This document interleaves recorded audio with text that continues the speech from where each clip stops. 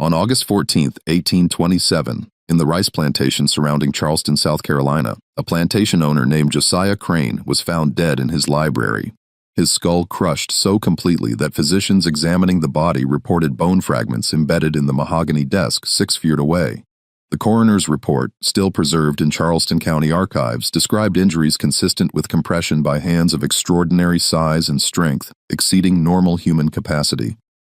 The only suspect was a woman who stood 6'8" in tall, weighed over 240 pounds of solid muscle, and had vanished into the August night without a trace. For nearly 2 centuries, local historians have debated whether Sarah Drummond really existed, or if she was merely a legend born from guilt and fear. But the medical records, sale documents, and eyewitness testimonies suggest something far more disturbing: that she was absolutely real, and that what happened in that library was the inevitable conclusion of a horror that had been building for years. Before we continue with the story of Sarah Drummond and the night that shocked Charleston society into a silence that lasted generations, I want to ask you something. If you are fascinated by true historical mysteries that blur the line between documented fact and terrifying legend, hit that subscribe button right now and please leave a comment telling me what state or city you are listening from. I read every single one, and I love knowing that these forgotten American stories are reaching people across the country. Now, let's step back to where this nightmare truly began. The story of Sarah Drummond does not start with violence. It starts with money. In the spring of 1823, the port of Charleston was experiencing one of its busiest trading seasons in decades. Ships arrived weekly from the Caribbean, from West Africa, from the tobacco regions of Virginia, all carrying human cargo to be sold at the markets on Charmer Street and Gadsden's Wharf.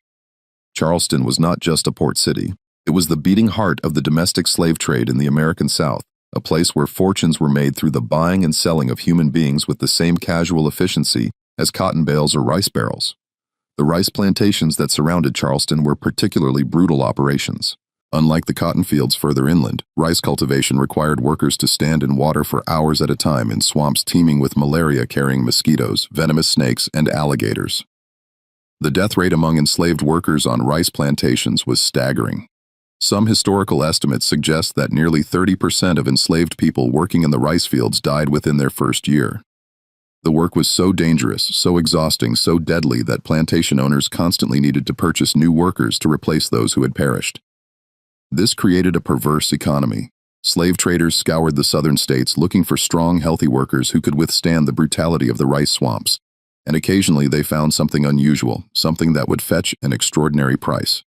In March of 1823, a slave trader named Caleb Rutherford arrived in Charleston with a coff of 37 people he had purchased in Virginia and North Carolina.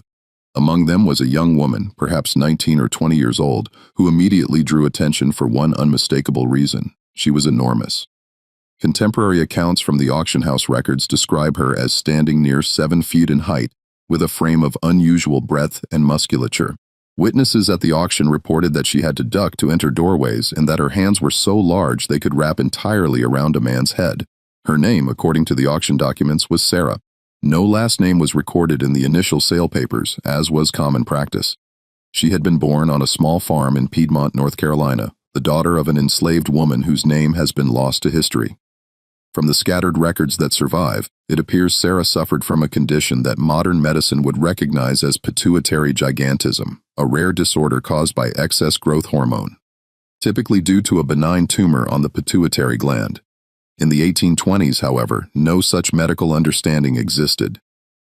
To the people who saw her, Sarah was simply a freak of nature, a curiosity, and potentially a very valuable one. The auction took place on a humid Tuesday morning in late March. The auction house on Chalma Street was packed with planters, merchants, and curious onlookers who had heard rumors about the giant woman.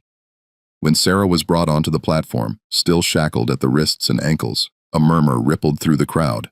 She stood nearly a full head taller than the auctioneer, a portly man named James Vanderhorst, who had conducted thousands of these sales, but admitted later to friends that he had never seen anything quite like her. The bidding started at $400, an already substantial sum. Within minutes, it had climbed to $800, then $1,000. Planters shouted their offers, each trying to outbid the other, seeing in Sarah not just a worker, but a spectacle, someone who could draw visitors, someone who could be displayed. The winning bid came from a man standing near the back of the room. His name was Josiah Crane, and he paid $1,300 for Sarah Drummond. It was one of the highest prices ever recorded for a single enslaved person at a Charleston auction in that year. Crane was a rice planter who owned a mid-sized plantation called Marsh Bend, located about 18 miles southwest of Charleston, deep in the network of tidal swamps and meandering rivers that characterized the Low Country. He was 42 years old, a widower, and had a reputation, among other planters, as a man who ran his plantation with an iron fist and had no patience for what he called softness in managing enslaved workers. As Sarah was led away from the auction block, her wrists now bound with Crane's property mark burned into a leather collar around her neck, witnesses reported that she never made a sound. She did not cry. She did not resist. She simply stared straight ahead with dark, unreadable eyes, her massive frame moving with a strange, quiet grace despite the chains. No one at that auction could have known what they had just witnessed. They could not have known that they were watching the beginning of a story that would end in blood, mystery, and a legend that would haunt the Low Country for generations. But perhaps they should have suspected something. Because according to the records, as Crane led Sarah to his wagon for the journey to Marsh Bend, one old woman in the crowd, a free black woman who sold flowers near the market, was heard to say, "That man just bought his own death." Marsh Bend Plantation was everything the Low Country was known for and everything that made it a living hell for those forced to work there. The main house was a two-story structure built in the Georgian style with white columns and a wide veranda that overlooked the rice fields stretching toward the Ashley River. Behind the main house sat the kitchen building, the overseer's cottage, a barn, a rice mill, and a row of 12 slave cabins made of rough-hewn timber with dirt floors and no windows. Beyond those lay the fields. Hundreds of acres of carefully engineered rice paddies connected by an intricate system of dikes, ditches, and floodgates that controlled the tidal water flow essential for rice cultivation. When Sarah arrived at Marsh Bend in late March of 1823, she was assigned to cabin number 7, which she would share with 5 other women. The overseer, a thin, nervous man named Porter Grimble, seemed visibly unsettled by her size. According to a letter he wrote to his brother in Columbia, which still exists in the South Carolina Historical Society archives, he described Sarah as a creature of such unnatural dimensions that she must stoop to enter the cabin, and when she stands at her full height, she resembles some ancient colossus more than a Christian woman. But Josiah Crane had not paid $1,300 for Sarah to simply work the fields. He had something else in mind. Within the first week of her arrival, Crane began exhibiting Sarah to visitors. He would invite neighboring planters, Charleston merchants, and even traveling gentlemen to Marsh Bend specifically to see the giant he had acquired. Sarah would be brought to the main house, made to stand in the parlor or on the front fair and ordered to demonstrate her size and strength. Crane would have her lift heavy objects, barrels filled with rice, iron anvils, even full-grown pigs. He would stand next to her so visitors could see the dramatic difference in their heights. He would have her extend her hands so men could place their own hands inside hers and marvel at the difference. A diary entry from a Charleston physician named Dr. Edmund Portier, who visited Marsh Bend in May of 1823, provides a chilling glimpse into these exhibitions. Dr. Portier wrote, "Mr. Crane has acquired a female specimen of most extraordinary proportions. She stands at least 6.5 feet in height, perhaps more, with hands and feet of such dimension that I could scarcely credit my own measurements. Her strength appears commensurate with her size. I observed her lift a barrel of rice weighing no less than 300 palm-bealers with apparent ease. Mr. Crane informs me he has received numerous offers to purchase her, but he declines, as she has become quite the attraction in our county. I confess the sight of her produced in me an unsettling sensation, as if nature herself had been experimenting with proportions beyond the normal boundaries of the human form." For Sarah, these exhibitions were only the beginning of her suffering at Marsh Bend. When she was not being displayed for Crane's guests, she was put to work in the rice fields under conditions that would have broken most people within months. Rice cultivation in the South Carolina Low Country was backbreaking, dangerous labor. Workers would wade into the flooded fields before dawn, standing in water up to their thighs for 10 to 12 hours at a time, bent over in the scorching sun, planting, weeding, or harvesting rice. The water was brackish, filled with leeches and water moccasins. The air hummed with clouds of mosquitoes. The heat was suffocating, made worse by the humidity rising from the swamps. Sarah's extraordinary size made her both an asset and a target. She could carry loads that would require 2 or 3 normal workers. She could operate the heavy wooden pestles used to thresh rice with a speed and power that astounded even the overseer. But her visibility also made her vulnerable. When Crane wanted to make an example to demonstrate what happened to those who worked too slowly or showed defiance, he would often choose Sarah, not because she had done anything wrong, but because punishing someone of her size sent a message that no one was beyond his reach. The punishments were savage. Historical records from rice plantations document the use of whipping posts, wooden stocks, and a device called the buck, where a person would be forced to sit with their knees drawn up, a stick placed under their knees and over their arms, effectively immobilizing them in an agonizing position for hours. Sarah experienced all of these. Overseer Grimble's letters mention at least 3 occasions during Sarah's first year at Marsh Bend where she was publicly punished for insolence or refusing to be exhibited. But Sarah did not break, at least not in the way Crane expected. According to testimony from other enslaved people at Marsh Bend, testimony that would only be collected years later under very different circumstances, Sarah became someone the community both feared and relied upon. Her strength was used for the hardest tasks, moving the massive floodgates that controlled water flow into the rice fields, hauling timber for repairs, lifting boats out of the water. But her presence was also protective. There were stories of her stepping between an overseer's whip and a child too young to work, but being beaten anyway. Stories of her carrying workers who had collapsed from heat exhaustion back to their cabins. Stories of her standing silently but immovably when Crane tried to separate mothers from their children during sales to other plantations. She spoke rarely. When she did, her voice was low and steady, carrying an authority that seemed at odds with her status as property. Some of the older enslaved people at Marsh Bend began to call her Tall Sarah or simply the Wall because once she decided to stand somewhere, nothing could move her except by force. And Josiah Crane was beginning to realize that force alone might not be enough. The first serious confrontation between Crane and Sarah occurred in the summer of 1824, about 15 months after her arrival at Marsh Bend. A Charleston gentleman named Augustus Peaton had heard about the giant slave woman and traveled to Marsh Bend with an offer. He would pay Crane $300 to bring Sarah to Charleston for 2 weeks to display her at a traveling exhibition he was organizing featuring curiosities of nature and science. The exhibition would include preserved specimens, mechanical devices, and Sarah as the living centerpiece. Crane agreed immediately. The prospect of earning money while simultaneously raising his own profile in Charleston society was too tempting to refuse. He informed Sarah of the arrangement, expecting her to comply as she always had. But this time, something was different. According to testimony from a house servant named Ruth, who was present during the conversation, Sarah looked directly at Crane and said very quietly, "I will not go." Crane was stunned. In the year and a half he had owned Sarah, she had never directly refused an order. He repeated the command, his voice rising. Sarah repeated her refusal, her voice remaining steady and low. Crane's face flushed red. He called for the overseer. He ordered Sarah taken to the whipping post immediately. What happened next became the subject of intense discussion among the enslaved community at Marsh Bend, and would be whispered about for years. 4 men, including Overseer Grimball, attempted to force Sarah toward the post. She did not fight them exactly. She simply stopped moving. She planted her feet and became dead weight. The 4 men pulled, pushed, struck her with fists and a cane, but Sarah would not budge. It took 8 men using ropes and finally resorting to threatening to harm other enslaved people if she did not comply before Sarah finally walked to the post. The punishment was severe, 30 lashes with a braided leather whip. Witnesses reported that Sarah made no sound during the beating, even as blood soaked through the rough cotton dress she wore.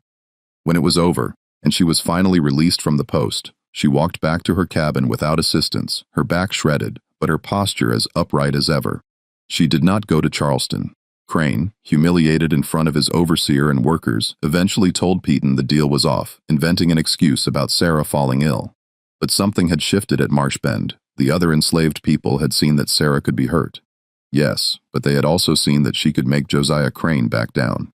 That frightened Crane more than he was willing to admit. Over the next year, an uneasy equilibrium developed.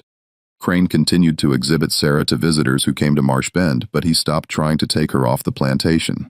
Sarah continued to work the fields with the same quiet, implacable strength. The punishments continued, but they became less frequent, as if Crane understood that each one diminished his authority rather than reinforced it. But beneath the surface of that daily routine, something else was growing. something that would come to terrible fruition on a hot August night in 1827 and change everything. Because in the spring of 1826, Sarah became pregnant. The father of Sarah's child was never officially recorded, but testimony from other enslaved people at Marshbend tells a consistent story. His name was Marcus, a man about 30 years old who worked as a carpenter on the plantation, skilled in the intricate woodwork required to maintain the rice mills and floodgate systems. Marcus had arrived at Marshbend 2 years before Sarah purchased from an estate sale in Georgetown. He was known as a quiet, thoughtful man who could fix almost anything and who had lost his own wife and daughter when they were sold away from him years earlier. Marcus and Sarah's relationship was, by all accounts, born from mutual respect rather than passion. In a world where so much was taken from them, where their bodies and labor were owned by someone else, they found in each other something resembling partnership. They would sit together in the evenings after the work was done, speaking quietly outside the cabins. Marcus would tell Sarah about the places he had been, the things he had built.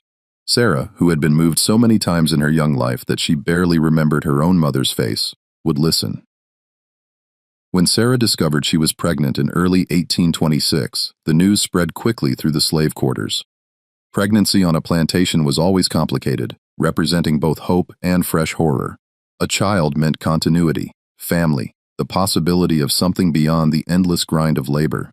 But it also meant vulnerability. It meant another life that could be threatened, sold, used as leverage. And on a plantation owned by someone like Josiah Crane, it meant danger. Sarah's pregnancy was difficult from the beginning. Her size, the very thing that had made her valuable to Crane, made carrying a child physically challenging. She continued working in the fields through her first months of pregnancy, as all enslaved women were expected to do. But the other women at Marshbend noticed that she moved more slowly, that she would sometimes pause and press her hand to her lower back, her face showing a rare flicker of pain. Crane noticed too, but for different reasons. A pregnant slave woman meant, in his calculation, another piece of property, another person he could own, sell, or use. He began talking openly about the child, telling visitors that he expected the infant to be of unusual size given the mother's extraordinary dimensions, and speculating about what price such a child might fetch when old enough to sell. These comments, overheard by the house servants and relayed back to the quarters, filled Sarah with a cold dread that she had never felt before. She had endured beatings, humiliation, exhaustion, hunger, but the thought of her child being treated as Crane had treated her, exhibited like an animal, punished for entertainment, perhaps eventually sold away, was something different, something unbearable. Marcus noticed the change in Sarah. She became even more silent than usual, her face hard, her eyes distant. At night, she would sit outside the cabin with her hands on her belly, staring toward the main house with an expression that frightened even those who knew her well. In November of 1826, Sarah was ordered to stop fieldwork and was assigned lighter tasks around the plantation, shelling rice, mending, working in the kitchen garden. Her belly had grown enormous, and it became difficult for her to move with her usual ease. But even in this diminished state, she remained an imposing presence. The kitchen workers reported that when Sarah stood in the doorway of the kitchen building, she blocked out the sunlight entirely. The birth came in late January of 1827, during one of the coldest nights of the winter. Sarah went into labor just after midnight, attended by 2 older enslaved women who served as midwives for the plantation community, a woman named Hester and another named Dina. The labor was long and extremely difficult. Sarah, who had never cried out during beatings, screamed that night. The sound carried across the frozen fields and reached the main house where Crane was awoken by the noise. According to his own later testimony, he lit a lantern and walked to the slave quarters, standing outside cabin 7 and listening to the sounds within. Just before dawn, the baby was born. A boy. He was large for a newborn, nearly 11 palmar, but otherwise appeared healthy and normal. When the baby cried, Hester would later testify. Sarah wept for the first time anyone at Marshbend had ever seen. She held her son against her chest, examining his tiny hands, his face, whispering words no one else could hear. Marcus was allowed into the cabin shortly after the birth. He stood beside Sarah, looking down at the child, and those who were present reported that something passed between them in that moment. Some unspoken understanding or decision. Sarah named her son Jacob. It was a biblical name common among enslaved people carrying connotations of struggle and survival. For a few brief weeks, despite everything, there was something like happiness in Cabin 7. Sarah would nurse Jacob, hold him for hours, sing to him in a low voice that sounded like distant thunder. Marcus would carve small toys for the baby, tiny wooden animals that he would place in the cradle he had built, but Josiah Crane was watching and waiting. By the summer of 1827, Jacob was 6 months old. He was growing quickly, already larger than most babies his age, and had begun to smile and reach for things with chubby hands. Sarah had returned to work, but lighter work than before, mostly around the plantation buildings. She kept Jacob with her whenever possible, carrying him on her hip or back while she worked, never letting him out of her sight for long. Marcus had built a better cabin for them, using scrap wood and his skills to improve the structure, adding a real door with a latch and a small window with shutters. It was still a slave cabin, still barely adequate shelter, but it was theirs. And inside those rough walls, they tried to build something resembling a family. But in Charleston, Josiah Crane's finances were deteriorating. The rice market had been unstable for several years, and Crane had made some disastrous investments in a shipping venture that collapsed. He owed money to multiple creditors, and they were becoming insistent. By July of 1827, Crane was facing the real possibility of losing Marshbend entirely if he could not raise capital quickly. The solution in his mind was simple. Sell some of his enslaved workers.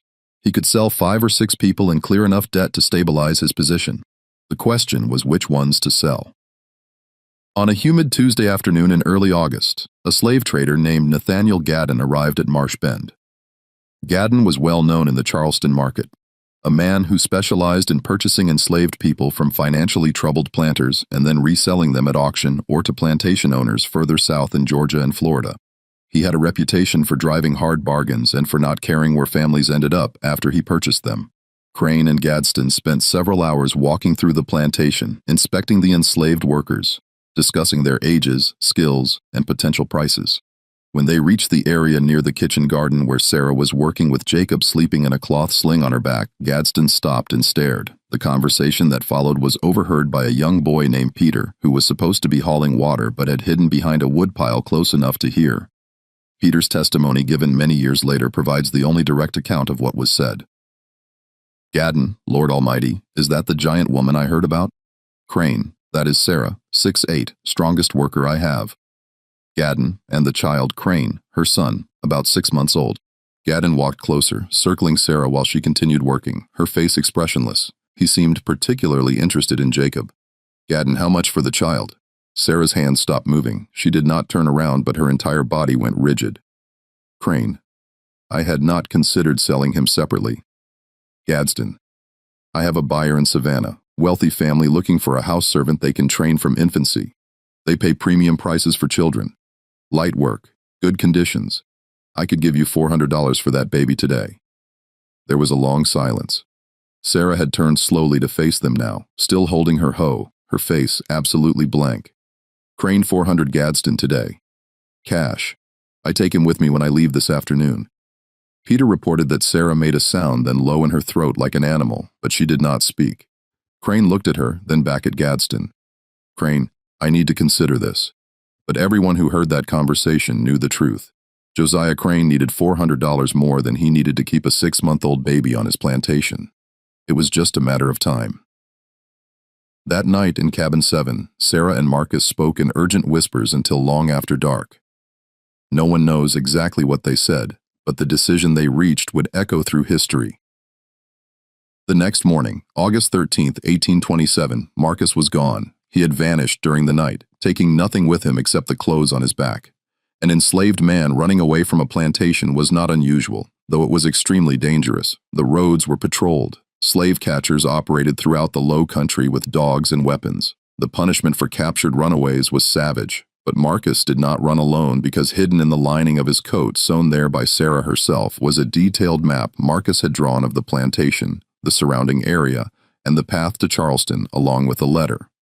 The letter was addressed to anyone in Charleston who might help, explaining that Josiah Crane was planning to sell an infant child and begging for intervention, for assistance, for anything that might stop it.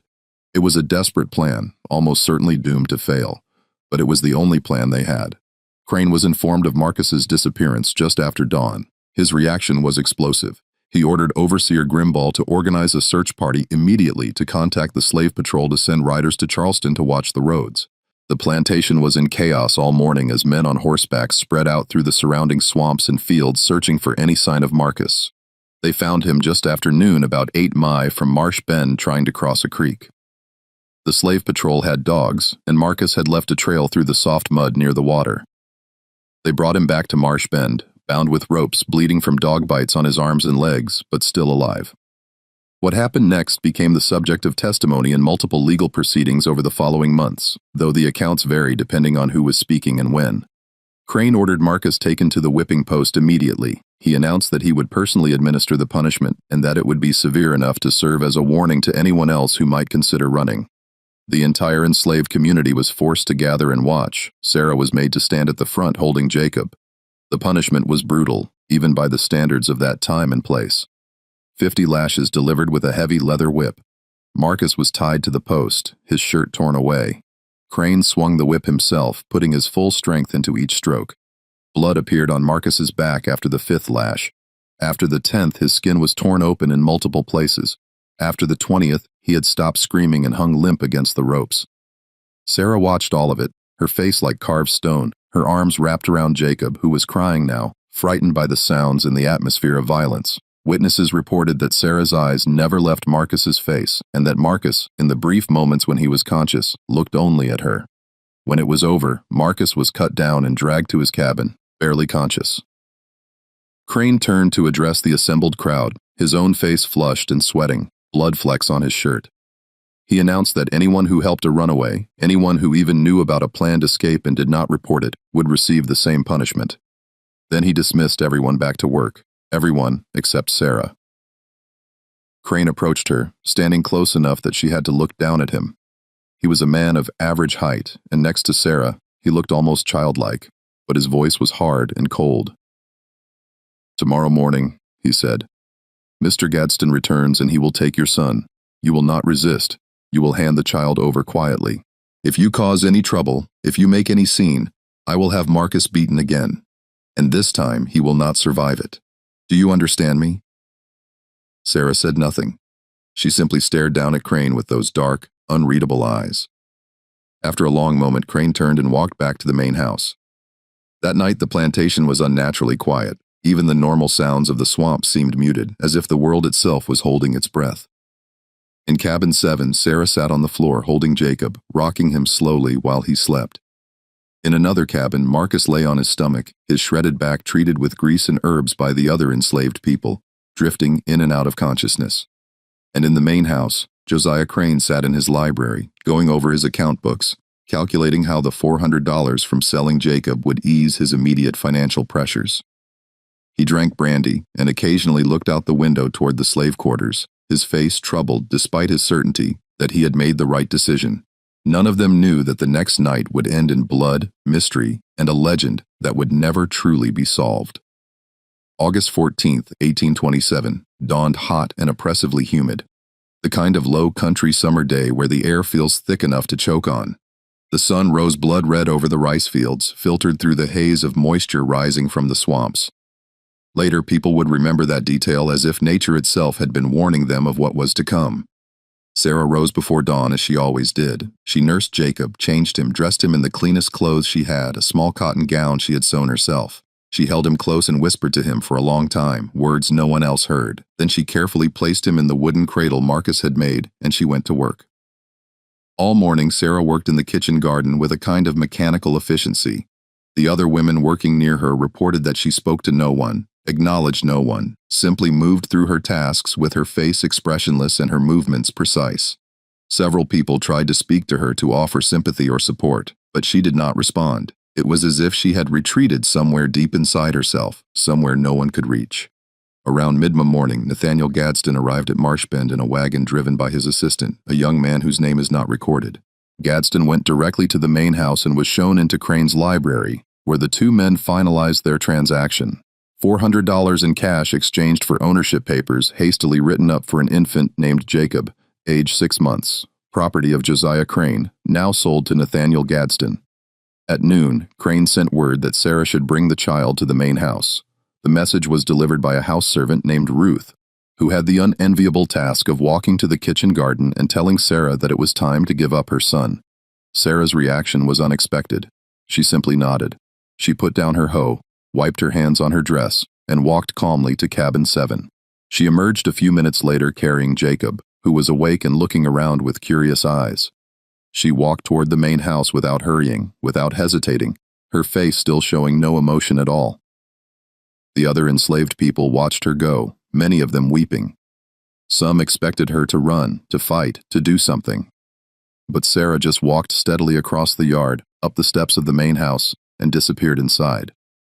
What happened in the next 15 minutes comes from multiple testimonies, primarily from Ruth, who was present in the house, and from Overseer Grimball, who was called inside during the exchange. Sarah entered the library where Crane and Gadden were waiting. She stood just inside the doorway, holding Jacob against her chest. Crane gestured for her to approach. She took 3 steps forward and stopped. The men waited for her to come closer, but she did not move. After an uncomfortable silence, Crane spoke. "Sarah, give the child to Mr. Gadsden." Sarah looked at Gadsden, then at Crane. In a voice so quiet they had to strain to hear, she said, "Please." It was the first time anyone at Marshbend had ever heard Sarah beg for anything. Crane's face hardened. "The matter is settled. Sarah, give him the child now." Sarah's arms tightened around Jacob. Her voice rose slightly. "Please, I will work harder. I will do anything. Please do not take my child." Gadsden shifted uncomfortably. Crane stood up from behind his desk, his voice sharp. "You forget yourself. You do not beg. You obey. Hand over the child. This instant." For a long moment, Sarah did not move. Then, slowly, she looked down at Jacob. She kissed his forehead. She whispered something to him. And then, with hands that was shaking for the first time anyone had ever seen, she held him out toward Gadsden. Gadsden stepped forward and took Jacob from her arms. The baby, sensing the change, began to cry. The sound seemed to break something in the room. Sarah's face crumpled just for a second, showing raw anguish before she forced it back into blankness. But her hands, now empty, were still extended, as if she could not quite comprehend that they no longer held her son. Crane, perhaps feeling a twinge of something like guilt, or perhaps just wanting the scene to end, said more gently, "The child will be well cared for, Sarah. He goes to a good situation. You will work, and perhaps in time you can have other children. Now go back to your work." Sarah lowered her hand slowly. She looked at Crane with an expression that Ruth would later describe as beyond hatred, beyond despair, something cold and final. Then she turned and walked out of the library, out of the main house and back toward the slave quarters. Gadsden left Marshbend shortly after noon with Jacob wrapped in a blanket in the wagon crying for his mother. Sarah was seen standing near cabin 7, watching the wagon roll down the long driveway toward the main road. She stood there without moving for nearly an hour after the wagon had disappeared from sight. The afternoon passed in a strange, tense atmosphere. Everyone at Marshbend knew something terrible had occurred, but the routines of plantation life continued regardless. The work had to be done. The rice would not harvest itself. So, people returned to the fields to their tasks, moving mechanically through the motions while their minds were elsewhere. Sarah returned to work as well, but something had changed. Several people later testified that her movement seemed different, more deliberate, almost ritualistic. She worked steadily through the afternoon, refusing food when it was offered, speaking to no one. As the sun began to set, painting the sky in deep oranges and purples, she finally stopped working. She walked to the cabin where Marcus lay, recovering from his beating. She entered without knocking and sat beside his pallet. Marcus was awake, his face drawn with pain, but his eyes alert. According to testimony from others in the cabin who pretended to sleep but listened, Sarah and Marcus spoke in low voices for nearly an hour. The exact words were never recorded, but the tone was described as final, as if they were saying goodbye. At one point, Marcus reached out and took Sarah's hand in his, and they sat like that in silence for a long time. When Sarah finally stood to leave, Marcus said something that several people heard clearly. "You do what you have to do." Sarah returned to cabin 7 as full darkness descended. She did not eat the evening meal. She sat on the floor with her back against the wall, staring at the empty cradle Marcus had built, her face illuminated by the dim light of a single candle. Around 9 o'clock, she stood up, blew out the candle, and left the cabin. Several people saw her walking across the plantation grounds toward the main house. Her figure was unmistakable, even in the darkness, towering and moving with that strange, quiet grace. One man, an elderly field worker named Solomon, later testified that he called out to her, asking where she was going. Sarah did not answer. She simply kept walking. At approximately 9:30, according to the clock that would later be found stopped at that exact time in Josiah Crane's library, Sarah Drummond entered the main house through the kitchen door. The main house at Marsh Bend was quiet that night. Crane had dismissed most of the house servants earlier than usual, keeping only Ruth and one other servant, an older man named Isaac, who served as butler. Crane himself was in his library, the same room where he had taken Jacob from Sarah's arms just 9 hours earlier. He was working on his account books, occasionally sipping from a glass of brandy, reviewing the entries that now included $400 from the sale. Ruth was upstairs in one of the bedrooms, turning down the bed and preparing the room for the night. Isaac was in the kitchen building, which was separate from the main house, as was common in plantation architecture, finishing the cleaning from the evening meal. Neither of them saw Sarah enter through the kitchen door and move through the darkened house toward the library. What happened in the next several minutes has been reconstructed from physical evidence, from the testimonies of those who arrived shortly after, and from one crucial witness, Ruth, who heard sounds from downstairs and came to investigate. According to Ruth's testimony given 3 days later to the Charleston magistrate, she heard Crane's voice first, raised in anger, but not quite shouting. She could not make out the words, but the tone was unmistakable. Then she heard another voice much lower, which she recognized immediately as Sarah's. Ruth started down the stairs, moving quietly, uncertain whether she should intervene or not. As she reached the bottom of the stairs, she heard Crane shout, "How dare you enter this house? Get out immediately, or I will have you whipped until you cannot stand." Sarah's response was too quiet for Ruth to hear clearly, but it caused Crane to shout again. "The child is sold. The matter is finished. You have no rights here. You own nothing, not even yourself." There was a sound then that Ruth described as furniture scraping, as if a chair had been pushed back suddenly. Then Crane's voice again, but different now, higher, frightened. "Stay back. Do not come closer. I am warning you." Ruth, terrified but compelled by some instinct she could not name, moved to where she could see through the partially open library door. What she saw, she would later say, would stay with her for the rest of her life. Sarah stood in the center of the library, her head nearly touching the ceiling. Crane had backed up against his desk, his face pale, one hand reaching behind him as if searching for something. The lamp on the desk cast wild shadows, making Sarah's figure seem even larger, almost inhuman in its proportions. "I want my son back," Sarah said. Her voice was perfectly calm, perfectly steady. "Impossible," Crane said. "He is sold. The law supports me. You are my property, and that child was my property, and I had every right to. I want my son back." Crane's hand found what he was searching for, a pistol he kept in the desk drawer. He pulled it out and pointed it at Sarah with a shaking hand. "I will shoot you if you take another step. I swear before God I will shoot you where you stand." Sarah looked at the pistol. Then she took a step forward. "Stop," Crane's voice cracked. "I will do it. I will." Sarah took another step. She was close enough now that she could have reached out and touched him. Crane pulled the trigger. The sound of the gunshot was deafening in the enclosed space. Ruth screamed, but when the smoke cleared, Sarah was still standing. The ball had struck her in the left shoulder, tearing through muscle and striking bone, but she had not fallen. She had barely moved.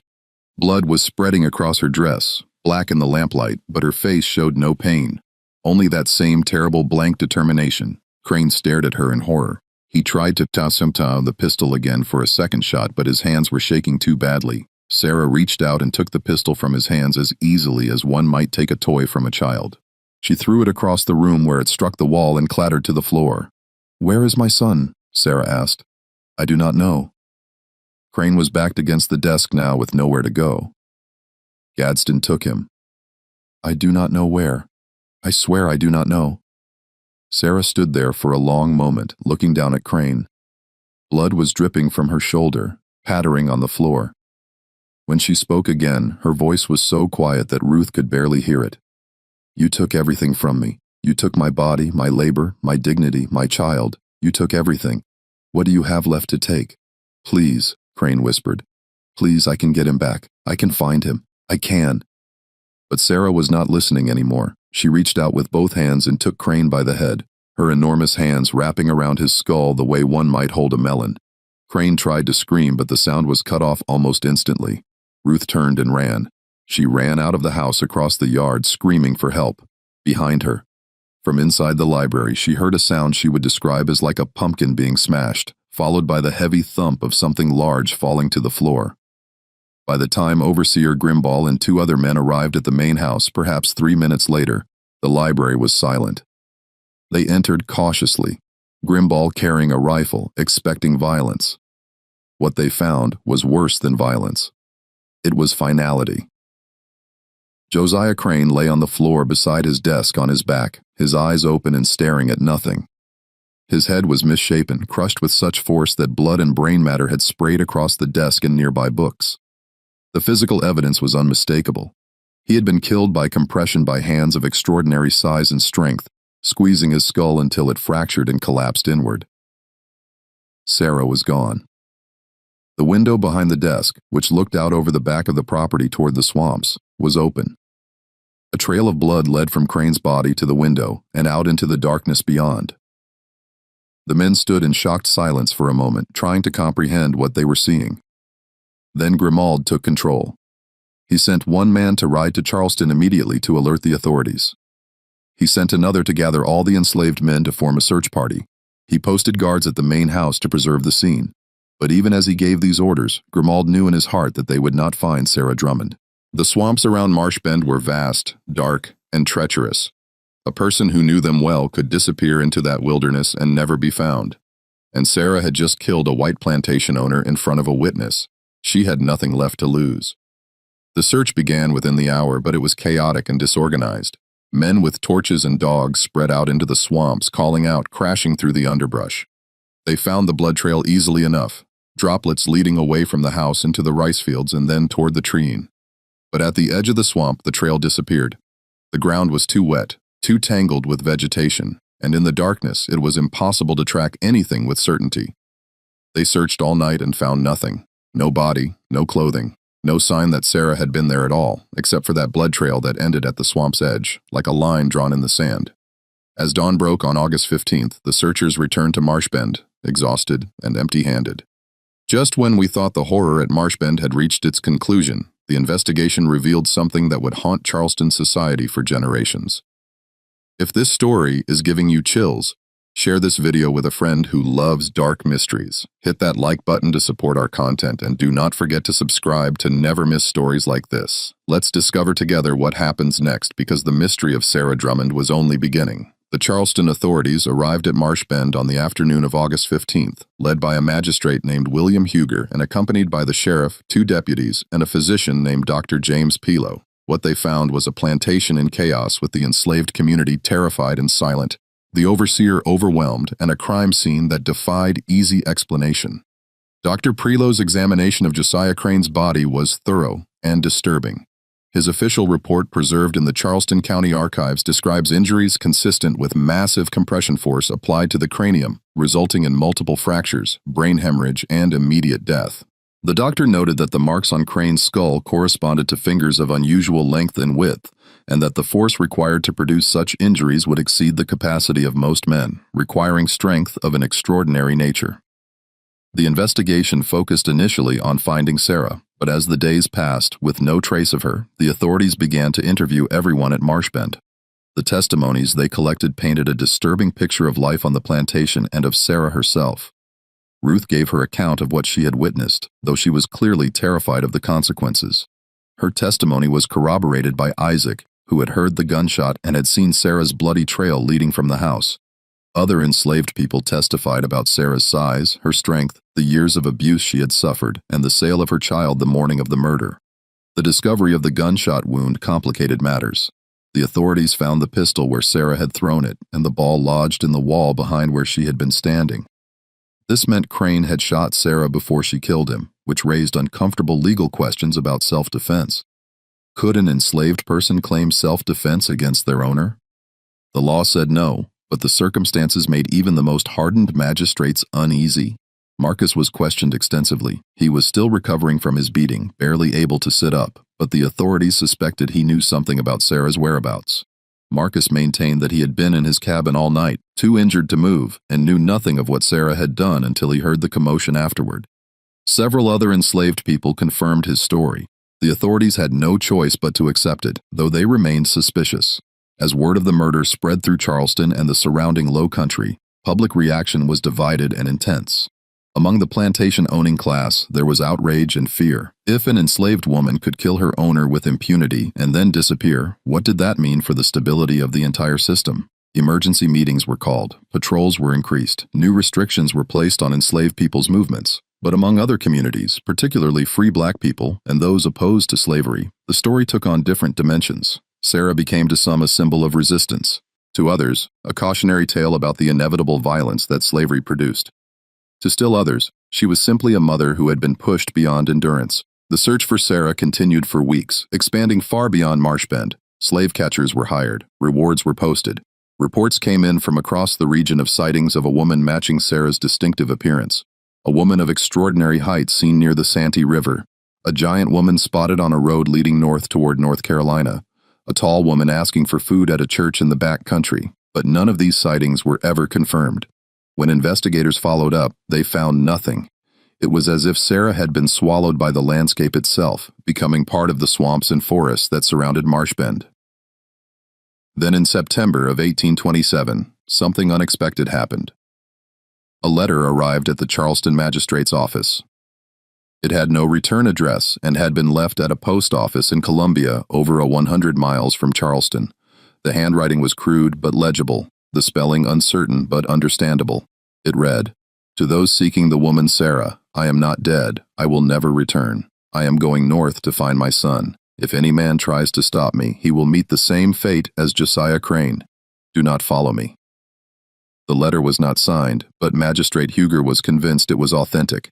The phrasing, the determination, the threat, all seemed consistent with what he knew of Sarah. But it raised more questions than it answered. Had Sarah really made it all the way to Columbia? Was she still alive despite her gunshot wound? And most troubling, did she really intend to search for her son? The authorities did not publicize the letter. They feared it would inspire other enslaved people or create panic among plantation owners. But they shared it confidentially with slave traders and catchers across the region, asking them to watch for a woman of Sarah's description, particularly one asking questions about a child named Jacob sold in August. Nathaniel Gadsden, the trader who had purchased Jacob, was questioned extensively. He confirmed that he had sold the child to a family named Hafford in Savannah, Georgia, for $500 just 2 days after leaving Marsh Bend. The Haffords were contacted. They confirmed that they had purchased an infant boy in mid-August and that the child was healthy and in their possession, but they were understandably alarmed by the story of Sarah and what she had done. They hired armed guards to watch their property for months afterward. As 1827 turned to 1828 and then to 1829, the active search for Sarah gradually ceased. She had not been found. She had not been reported anywhere with certainty. The authorities concluded that she had likely died from her gunshot wound somewhere in the wilderness. Her body never recovered. The case was officially closed, though a standing warrant for her arrest remained on the books for decades. But the story did not end there, because over the years, over the decades, the rumors persisted. In the years following Sarah's disappearance, stories began to emerge from across the South about encounters with a woman of extraordinary size. These stories were whispered in slave quarters shared in free black communities, sometimes even reported by white travelers who claimed to have seen something inexplicable. In 1831, a group of escaped enslaved people arriving in Pennsylvania via the Underground Railroad reported that they had been helped along their journey by a woman they described as a giant, taller than any person we had ever seen, who moved through the forest like a spirit and knew every hidden path. When asked her name, she had told them only, "I am looking for my son." In 1835, a plantation overseer in northern Georgia reported an encounter with a woman matching Sarah's description, who had appeared at the edge of his property, asking about recent slave sales. When he tried to detain her, she had lifted him off the ground with one hand and thrown him aside like a child. By the time he recovered and gathered help, she had vanished. In 1842, a Quaker woman operating a safe house on the Underground Railroad in Ohio wrote in her diary about a visitor who had stayed one night. "A woman of most extraordinary stature and bearing arrived at our door seeking shelter and information about the location of a child sold from Charleston years ago. She would not give her name. She bore old scars that suggested violence. She wept when we told her we had no information about her son. In the morning, she was gone." These stories and dozens like them became part of the legend of Sarah Drummond. But were they real encounters, or were they myths built on a foundation of hope and fear? The historical record provides no definitive answers. What is documented is that in the decades following 1827, several plantations in South Carolina and Georgia reported thefts of food, clothing, and medicine, with witnesses describing the thief as a woman of unusual height. Some plantation owners became convinced that Sarah was living in the swamps and forests, surviving on stolen goods, and perhaps helping other runaways escape to freedom. One particularly detailed account comes from a diary kept by a plantation owner named Samuel Gillard, whose property bordered the Francis Marion National Forest in South Carolina. In an entry from 1838, Gillard wrote, "My overseer swears he saw the giant Eots that killed Josiah Crane all those years ago. He says she was watching our property from the treine at dusk, standing so still she seemed part of the forest itself. When he approached, she simply turned and disappeared into the woods. He tracked her for a mile but lost the trail in a creek. I confess, I do not know whether to believe him or attribute this to an overactive imagination fueled by too much whiskey. But he was genuinely shaken, and he is not a man given to flights of fancy. The legend of Sarah took on different meanings in different communities. Among enslaved people, she became a symbol of resistance, a reminder that even the most oppressed person could strike back against their oppressor. Songs were sung about her in the slave quarters, though always carefully, always in code. In some versions of these songs, Sarah became a kind of avenging spirit, protecting runaways and punishing cruel masters. Among white Southerners, particularly plantation owners, Sarah became a cautionary tale about the dangers of pushing enslaved people too far, and also a monster story used to justify even harsher controls and punishments. Some claimed she had become a cannibal living in the swamps. Others said she had gone mad and would attack any white person she encountered. These stories, however absurd, revealed deep anxieties about the system of slavery itself and what might happen if that system were truly challenged. Free black communities and abolitionists in the North told yet another version of Sarah's story. In their telling, she became a hero who had struck a blow for freedom and then escaped to the North, perhaps even making it to Canada. Some claimed she had been reunited with her son. Others said she had become an active conductor on the Underground Railroad, using her knowledge of the southern wilderness to guide hundreds of people to freedom. The truth, as is often the case with legends, was likely far more mundane and tragic than any of these stories, but one fact remained incontrovertible. Sarah Drummond was never captured, never confirmed dead, and never seen again with any certainty by anyone who could prove it. In researching this story, I have examined every document, every testimony, every scrap of evidence that remains from that night in August 1827 and the years that followed. And while I cannot tell you with absolute certainty what happened to Sarah Drummond after she climbed through that library window and disappeared into the swamps, I can tell you what the evidence suggests. The gunshot wound Sarah received from Josiah Crane was serious. The coroner's report noted blood at the scene consistent with a significant injury. Dr. Palo, who examined the scene the next day, stated that without medical treatment, such a wound would likely lead to infection and death within days or weeks. Sarah had no access to medical care. She was a fugitive in a hostile landscape, being actively hunted by men with dogs and weapons. The most likely scenario, the one that most historians who have studied this case accept, is that Sarah died within a few days of escaping Marsh Bend. She probably made it some distance into the swamps, perhaps following waterways where dogs could not track her scent, but eventually succumbed to her wound. Her body, if she died in the deep swamps, would have been quickly consumed by the ecosystem. Alligators, wild pigs, and the simple process of decomposition in that hot, wet environment. Within weeks, there would have been nothing left to find. This explanation accounts for why no confirmed sightings of Sarah ever occurred, why the authorities never found any solid evidence of her continued existence, and why the blood trail from Marsh Bend ended so abruptly. It is the rational, evidence-based conclusion. And yet there are details that do not quite fit this neat explanation. The letter received in Columbia was real. Someone wrote it.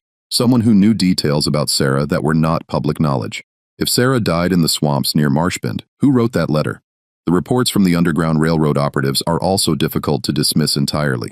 These were serious people committed to their cause, not given to spreading false rumors. When they reported encounters with a woman matching Sarah's description, they did so in private correspondence and personal diaries, not in public statements meant to inspire or mislead. And there is one more piece of evidence that I have saved for last because it is perhaps the most intriguing and the most difficult to verify. In 1889, 62 years after the death of Josiah Crane, a physician in Philadelphia named Dr. Robert Hayes was treating an elderly black woman in her sickbed. The woman was dying, and in her final days, she told Dr. Hayes a story. She claimed that her mother had been an escaped slave from South Carolina, a woman of extraordinary size who had killed her owner in the 1820s. The woman said her mother had survived for years in the wilderness before eventually making it north with the help of free black communities and Quaker abolitionists. She said her mother had searched for her first child, a son named Jacob, for more than a decade, but never found him. Eventually, she had settled in Pennsylvania, taken a new name, and lived quietly until her death in 1867. Dr. Hayes wrote about this conversation in a letter to a colleague, noting that he had found the woman's story remarkable but impossible to verify. The woman herself died 2 days after their conversation. Dr. Hayes never learned her name, and he made no effort to investigate her claims. The letter was discovered in 2003 by a historian researching Civil War-era medical practices in Philadelphia. Could this woman have been Sarah Drummond's daughter? Could Sarah have really survived, really escaped, really lived to old age in Pennsylvania? We will never know for certain. The evidence is too thin, too circumstantial, separated by too many years.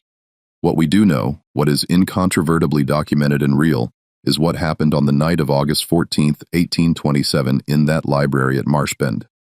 We know that a woman who had been treated as property, exhibited as a curiosity, worked to exhaustion, beaten and humiliated, finally reached a point where she had nothing left to lose. We know that when her child was taken from her, when the last thing she had to care about was torn from her arms and sold for $400, something inside her broke. Or perhaps it did not break. Perhaps it crystallized into something hard and final and unstoppable.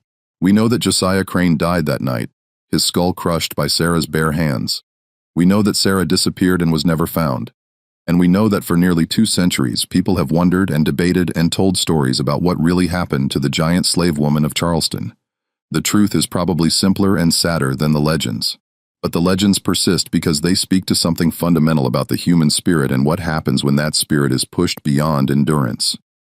Sarah Drummond, whether she died in those swamps or lived to old age in Pennsylvania, became more than just one woman. She became a symbol of resistance, of maternal love, of the breaking point where oppression transforms into rage and rage into action. And perhaps that is why her story has never been forgotten, even when the facts themselves have become uncertain. Because we want to believe that Sarah survived. We want to believe that she found her son, or at least that she lived free for some years before she died. We want to believe that someone who suffered so much and fought back so fiercely was rewarded with something more than a lonely death in a swamp. But history does not traffic in what we want to believe. History deals in what happened, in what can be documented and proven. And the documented truth is this: Sarah Drummond killed Josiah Crane on August 14, 1827, and then vanished from the historical record as completely as if she had never existed at all. Except she did exist. The sale records prove it. The medical examinations prove it. The testimonies prove it. And most of all, Josiah Crane's crushed skull proves it. Sarah Drummond was real. What she did was real. And somewhere in the swamps of South Carolina or the forests of Georgia, or perhaps in a quiet grave in Pennsylvania, her bones are resting still. As for Jacob, Sarah's son, his fate can be traced with more certainty. Records show that the Hafford family of Savannah raised him as a house servant. He lived until 1891, dying at the age of 64, and was buried in a small cemetery outside Savannah. In his later years after emancipation, Jacob worked as a carpenter and had his own family. According to interviews conducted with his descendants in the 1930s as part of the Federal Writers Project, Jacob knew the story of his mother and what she had done. He told his children that he carried with him always a small wooden toy carved in the shape of a horse that had been made by his father Marcus before he was sold away from Marshbend. He named his first daughter Sarah. This mystery shows us that even in the darkest periods of American history, there were individuals who refused to accept their dehumanization, who fought back against impossible odds, and who became legends precisely because they dared to resist. What do you think of this story? Do you believe Sarah survived and made it north, or did she die in those swamps near Charleston? Do you think the physician's account from 1889 was real, or just another legend built on hope? Leave your comment below. If you enjoyed this tale and want more horror stories rooted in real American history, subscribe, hit the notification bell, and share with someone who loves mysteries that blur the line between documented fact and enduring legend. See you in the next video. See you in the next video.